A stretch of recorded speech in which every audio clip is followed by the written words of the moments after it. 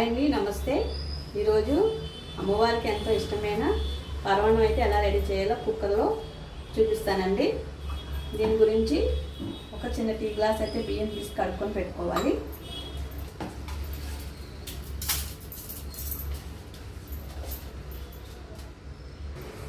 ఇలా కడుక్కొని పెట్టుకున్న బియ్యంలో అండి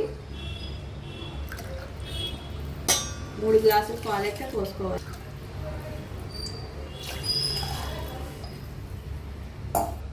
ఇప్పుడు 1 గ్లాస్ వాటర్ పోసుకోవాలండి. ఇప్పుడు దీన్ని కుక్కర్లో పెట్టుకొని ఒక 5 విజిల్స్ వచ్చే వరకు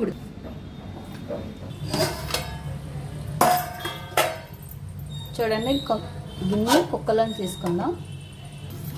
చూడండి, బాగా మెత్తగా ఉడికిపోయింది కదా.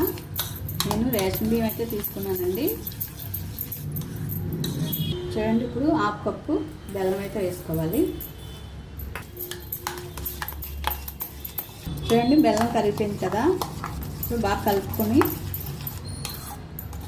ఇది తర్వాత కూడా చిక్కబడదండి, ఇది ఇలాగే ఉంటుంది స్ట్రెచ్చరు.